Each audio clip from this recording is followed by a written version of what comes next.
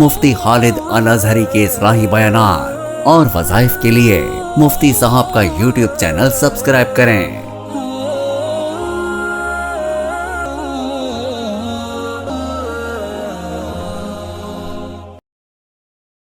نحمده ونصلي ونسلم على رسوله الكريم اما بعد فاعوذ باللہ من الشیطان الرجیم بسم اللہ الرحمن الرحیم۔ معزز ناظرین کرام، السلام علیکم ورحمۃ اللہ وبرکاتہ۔ ایک مرتبہ نبی کریم صلی اللہ علیہ وسلم گھر تشریف لائے۔ آپ پریشان تھے۔ آپ کی پریشانی کو دیکھ کے ام المؤمنین حضرت خدیجہ رضی اللہ تعالی عنہا نے آپ سے پوچھا، پریشانی کیوں ہے، کس وجہ سے آپ پریشان ہیں؟ تو آپ صلی اللہ علیہ وسلم نے اپنی پریشانی کا اظہار کیا۔ تو ام المؤمنین حضرت خدیجہ رضی اللہ تعالی عنہا، مسلمانوں کی ماں، جو نبی کریم صلی اللہ علیہ وسلم کی زوجہ مطہرہ ہیں، فرمانے لگیں کہ اللہ کے رسول صلی اللہ علیہ وسلم آپ پریشان نہ ہوں، اللہ تبارک و تعالیٰ کبھی بھی آپ کو اکیلا نہیں چھوڑیں گے۔ اور اس کی وجہ کیا ہے کہ آپ کے اندر جو خوبیاں ہیں، ایسی خوبیوں والا شخص کوئی عام شخص نہیں ہوتا۔ ایسی خوبیوں والے کو اللہ کبھی بھی اکیلا نہیں چھوڑتا۔ یہ 6 خوبیاں آپ کے اندر موجود ہیں، اور جس میں یہ 6 خوبیاں ہوں، اللہ تبارک و تعالیٰ ایسے شخص کو کبھی بھی اکیلا نہیں چھوڑتے۔ سب سے پہلی چیز ام المؤمنین فرمانے لگیں، اللہ کے رسول صلی اللہ علیہ وسلم آپ اپنے رشتہ داروں سے صلہ رحمی والا معاملہ کرتے ہیں، اور صلہ رحمی کرنے والا اللہ کا محبوب ہوتا ہے۔ آپ میں یہ عادت ہے، یہ صفت ہے، آپ صلہ رحمی کرتے ہیں، اور صلہ رحمی والے کو اللہ ایسے نہیں چھوڑ دیتا۔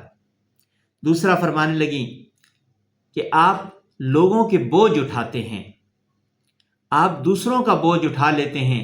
اگر کوئی پریشان حال ہوتا ہے تو آپ اس کے لیے آسانی پیدا کرتے ہیں، اس کی ذمہ داریاں اپنے سر لے لیتے ہیں، اس کا بوجھ اپنے سر لے لیتے ہیں۔ جو دوسروں کا خیال رکھتا ہے، اللہ ایسے شخص کو کبھی بھی اکیلا نہیں چھوڑتا۔ اور فرمانے لگیں کہ آپ کی ایک عادت مبارکہ سچ بولنے کی ہے، آپ صادق ہیں، اور سچا بھی اللہ کا محبوب ہوا کرتا ہے۔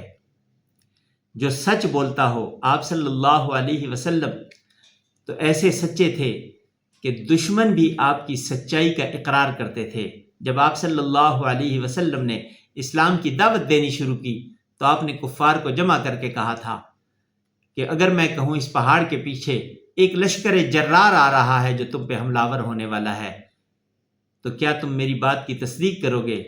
تو ان سب نے پہاڑ کی طرف دیکھا اور کہنے لگے کہ ہمیں نظر نہیں آ رہا دور دور تک ایسا کوئی لشکر، لیکن ہم اپنی آنکھوں کو جھٹلا سکتے ہیں، آپ کی زبان کو نہیں جھٹلا سکتے، اس لیے کہ آپ نے اس مبارک زبان سے کبھی بھی آپ نے جھوٹ نہیں بولا، تو اس وجہ سے ہم آپ کی بات کو جھٹلا نہیں سکتے۔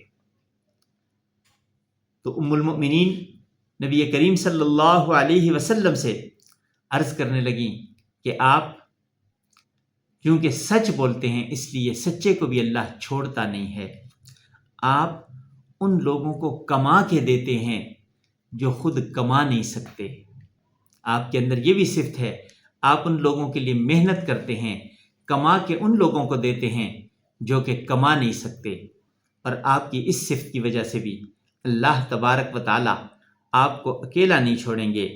اور فرمایا کہ آپ مہمان نواز ہیں، اور جو مہمان نواز ہوا کرتا ہے تو اللہ تبارک و تعالیٰ مہمان نوازوں کو بھی اکیلا نہیں چھوڑتے۔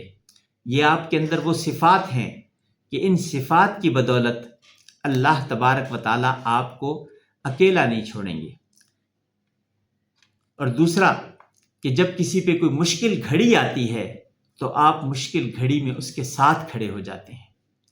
یہ وہ 6 چیزیں ہیں جن کے ہوتے ہوئے اللہ آپ کو اکیلا نہیں چھوڑے گا۔ یہ تو نبی کریم صلی اللہ علیہ وسلم کی ذات اقدس تھی، جس میں اللہ تبارک و تعالیٰ نے اس کائنات کی تمام اچھی خصلتیں، اچھی عادتیں رکھی تھیں۔ جو کچھ اچھائی ہو سکتی تھی وہ اللہ تبارک و تعالیٰ نے اپنے حبیب اکرم صلی اللہ علیہ وسلم میں رکھی تھی۔ اور آپ کی خوبیوں کے کیا کہنے، وہ کسی شاعر نے کیا خوب کہا ہے، حسن یوسف دم عیسیٰ ید بیضا داری، آنچ خوباں ہما دارن تو تنہا داری، کہ باقی انبیاء کے اندر جو ان کے معجزات تھے، صفات تھی، خصلتیں تھیں، وہ اللہ تبارک و تعالیٰ نے سب کی سب آپ میں جمع فرما دی، اس لیے کہ آپ اس کائنات کی سب سے عظیم ہستی ہیں۔ تو جو شخص بھی ان صفات کو اپنائے گا، صلہ رحمی کرے گا، دوسروں کے لیے آسانیاں پیدا کرے گا، مہمان نوازی کرے گا، غریب کی مدد کرے گا، اس کو کما کے دے گا، مشکل میں ساتھ کھڑا ہوگا، تو یہ وہ صفات ہیں جو نبی کریم صلی اللہ علیہ وسلم کی صفات ہیں۔ جو ان کو اپنائے گا اسے نبی کریم صلی اللہ علیہ وسلم کی صفات میں سے حصہ ملے گا۔ رب عظیم سے دعا ہے کہ اللہ تبارک و تعالی ہم سب کو یہ صفات نصیب فرمائے۔ زندگی باقی، ملاقات باقی، وآخر دعوانا ان الحمد للہ رب